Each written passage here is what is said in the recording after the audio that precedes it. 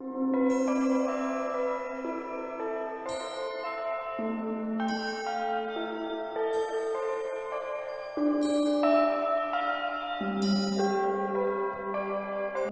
रघुनंदन, जय श्री राम। मैं हानुदास आप सभी लोगों का हार्दिक स्वागत करता हूं हमारे YouTube channel the mystery of immortal talks में। दोस्तों, आज की इस वीडियो में मैं आप सभी लोगों को एक बेहद ही महत्वपूर्ण चीज़ सिखाने आया हूं, जिसको सीखने के बाद प्रत्येक व्यक्ति को माया और वास्तविकता में क्या अंतर है ये जानने में काफ़ी सहायता प्राप्त होगी। और इस चीज़ को करने के बाद चाहे परिस्थिति किसी भी प्रकार की क्यों ना हो, कितनी भी मुश्किल क्यों ना हो, प्रत्येक व्यक्ति को उस परिस्थिति से बाहर निकलने में, उससे लड़ने में बहुत आसानी होगी। उसे एक तरीके से शिवयोग की शक्ति प्राप्त होगी। लेकिन दोस्तों, आज की इस वीडियो में मैं आप सभी लोगों को शिव योग से जुड़ी एक कहानी सुनाने जा रहा हूं, जो इतिहास से ही ली गई है और एक सच्ची घटना पे आधारित है। लेकिन जब गुरु पिता श्री हनुमान जी उस सच्चाई को, उस वास्तविकता को अपने मुख से उच्चारण करते हैं, अपने गुप्त शिष्यों के साथ बैठकर उस चीज़ का व्याख्यान करते हैं, तो वो इतिहास से थोड़ी सी अलग हो जाती है। क्योंकि दोस्तों, वास्तविकता में जो चीज़ आज से सदियों पहले घटी थी उसे हूबहू बताना असंभव है। लेकिन जब एक महाशक्ति समय में पीछे जाकर स्वयं अपनी आंखों से वो सब चीज़ें देख रही है और आज के इस कलयुग में अपने शिष्यों के साथ बैठकर उन चीज़ों का व्याख्यान कर रही है, तो उन सब चीज़ों को जानना बेहद ही आसान हो जाता है। दोस्तों, जब आप सब लोगों को पता चलेगा कि इस कहानी के पात्र कौन हैं, तो सारे लोग आश्चर्यचकित रह जाएंगे। सबसे पहले पात्र हैं रघुकुल के राजदुलारे मर्यादा पुरुषोत्तम श्री राम, भैया लक्ष्मण, अंत में ऋषि मुनियों में सर्वश्रेष्ठ गुरु विश्वामित्र। ये तीन ऐसे मुख्य पात्र हैं जिनकी वजह से आज इस घोर कलयुग में भी शिवयोग जीवित है। दोस्तों, कहानी एक बहुत ही खतरनाक मोड़ से शुरू होती है कि जब ताड़का नाम की एक राक्षसी ने ऋषि मुनियों के जीवन में हाहाकार मचा रखा था अपनी मायावी शक्ति से, जिसको देवता भी खत्म नहीं कर पा रहे थे।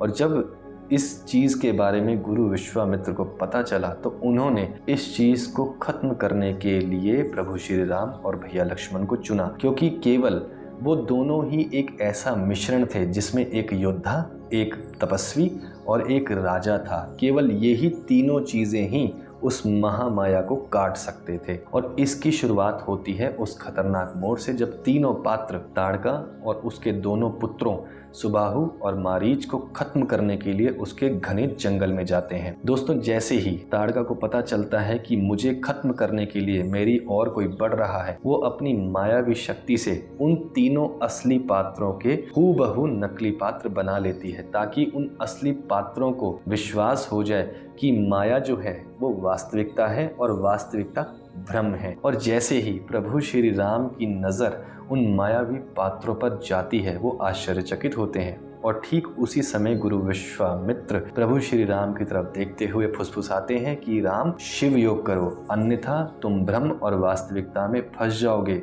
सत्य राम की आत्मा माया राम को वास्तविक मानकर उसके साथ जुड़ जाएगी और उसे अपना मान लेगी और तुम भ्रम में हमेशा के लिए कैद हो जाओगे। उसी समय प्रभु श्री राम शिव योग करना शुरू कर देते हैं। अब यहाँ प्रश्न आता है कि शिव योग किया कैसे जाता है। दोस्तों, यदि आप किसी चीज़ को देख रहे हैं, सुन रहे हैं जो आपके लिए हानिकारक है, जो आपको नुकसान पहुंचा सकती है, चाहे वो किसी चीज़ से हो, लेकिन आप तब भी उसके अंदर धंसते चले जाते हैं, ये माया है। माया जानबूझकर आपको अपने चंगुल में फंसाती है। लेकिन अगर आप इस चीज़ से बचना चाहते हैं तो आपको उन चीज़ों को देखते हुए भी, सुनते हुए भी नज़रअंदाज करना होगा।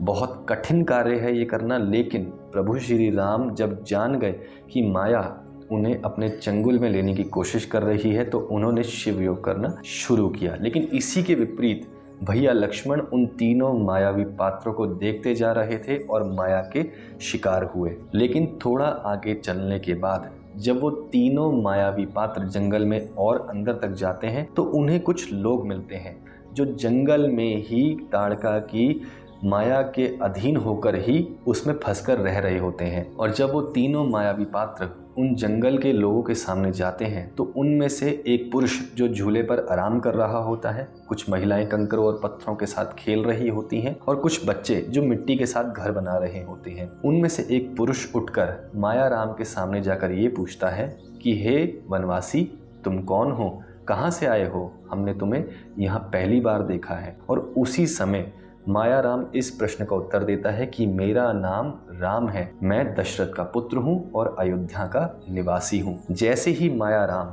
इस चीज को बोलता है, इसी के विपरीत असली पात्रों के होठों में कुछ हलचल होती है। जो असली प्रभु श्री राम हैं उन्हें ऐसे लगता है कि वो बातें उन्होंने दोहराई हैं, और इसी चीज को देखते हुए प्रभु श्री राम समझ जाते हैं कि माया उन्हें अपने शिकंजे में लेने की कोशिश कर रही है, और वो शिव योग करते हुए माया को माया से ही काटना शुरू कर देते हैं। वो ठीक ऐसे ही करते हैं, अपने सामने एक ऐसे किरदार की रचना करते हैं जो कभी वास्तविकता में था ही नहीं।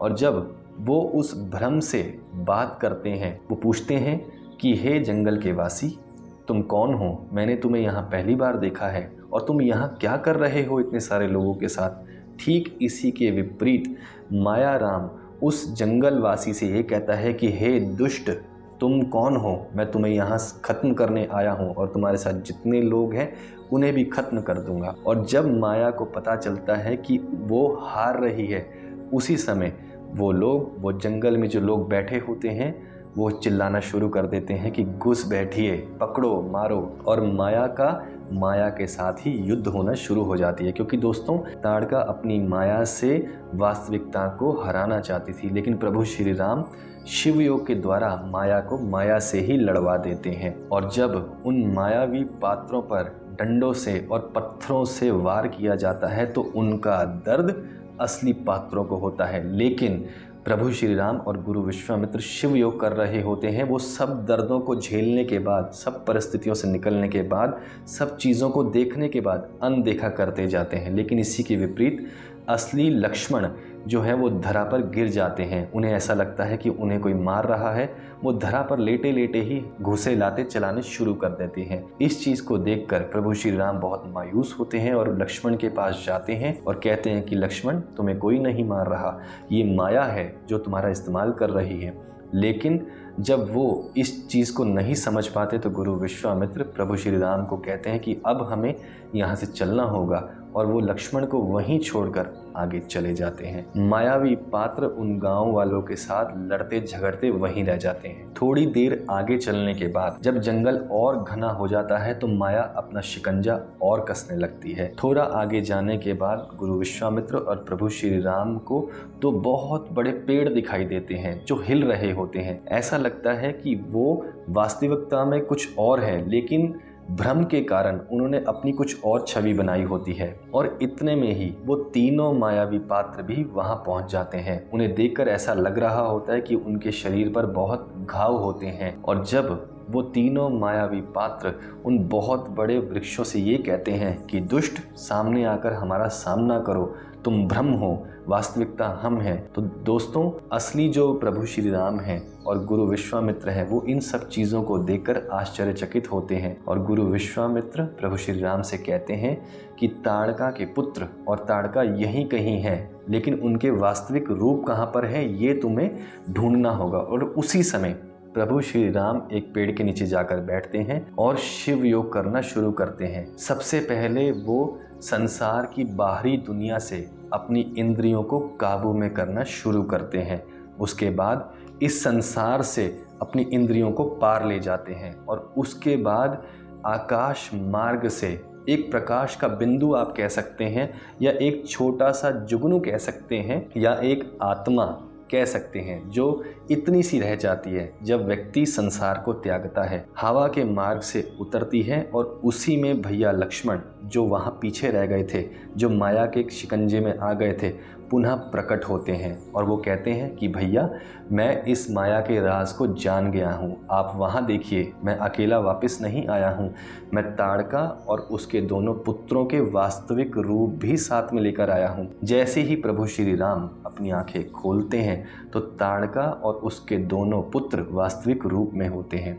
दोस्तों, ताड़का इतनी बुजुर्ग हो गई होती है कि वो ठीक से अपनी गर्दन भी नहीं उठा सकती थी और उसके दोनों पुत्र जो बहुत वयस्क होते हैं और हाथ में भाला लिए उन मायावी पात्रों के साथ में झगड़ा कर रहे होते हैं। और इस चीज़ को देखते हुए जब तीनों असली पात्र माया से विजय प्राप्त कर लेते हैं और उसी समय वो भ्रम जो था, जो भ्रम के पात्र बनाए गए थे, वो उसी समय गायब हो जाते हैं और असली पात्र उस समय उन दोनों राक्षसों से और ताड़का से युद्ध करते हैं। कैसे? सुबाहु जिसके हाथ में भाला होता है उसे भैया लक्ष्मण एक तीर में ही खत्म कर देते हैं और उसकी गर्दन धड़ से अलग हो जाती है। मारीच जो था वो भाला फेंक कर भागने की कोशिश करता है, लेकिन भैया लक्ष्मण उस पर भी तीर चलाना चाहते हैं, लेकिन प्रभु श्री राम उसे रोक देते हैं। अंत में बारी आती है ताड़का की। दोस्तों, जैसे ही प्रभु श्री राम ताड़का की ओर बढ़ते हैं वो उन्हें बहुत धीरे से उठकर देखती है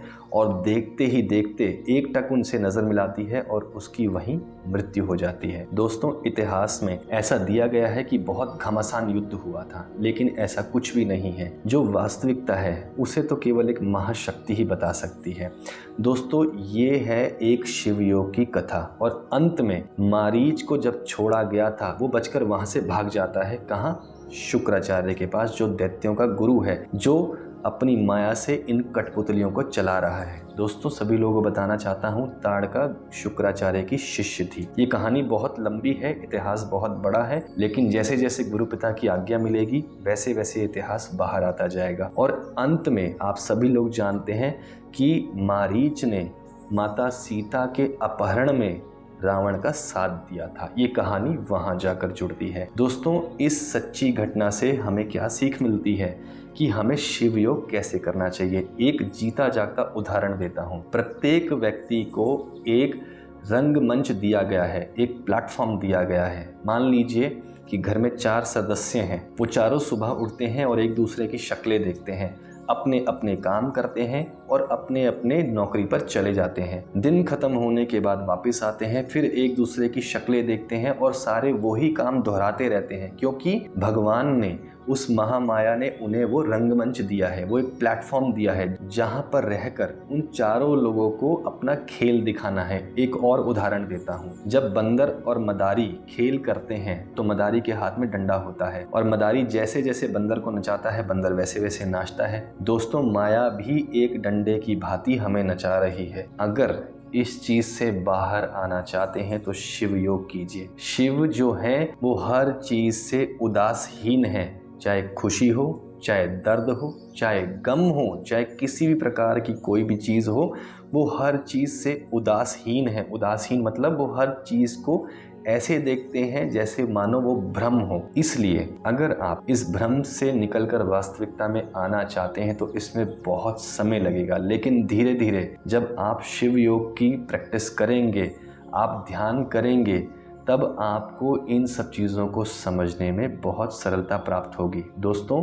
बहुत से लोगों के क्वेश्चंस मिलते हैं कि गुरुजी पहले आपकी वीडियोस हफ्ते में 2 बार आती थी, अब केवल 1 बार आ रही है, ऐसा क्यों? जैसे जैसे हम उस महाज्ञान को जो गुरु पिता श्री हनुमान जी स्वयं हमें बता रहे हैं, जब हम उन चीज़ों को बाहर निकालने की कोशिश करते हैं तो माया अपना शिकंजा इस कदर प्रबल करती है कि हम भी भ्रमित होते हैं। लेकिन शिव योग करने के बाद धीरे धीरे हम जब उन चीज़ों से बाहर आते हैं तभी वीडियोस बनाई जाती हैं और जब उस परमेश्वर का आशीर्वाद होता है। इसी के साथ बताना चाहता हूँ, ये जो साल चल रहा है 2022, जितने साधक हैं, जितने उस महाज्ञान को प्राप्त कर चुके हैं, उनके लिए बहुत अच्छा समय है।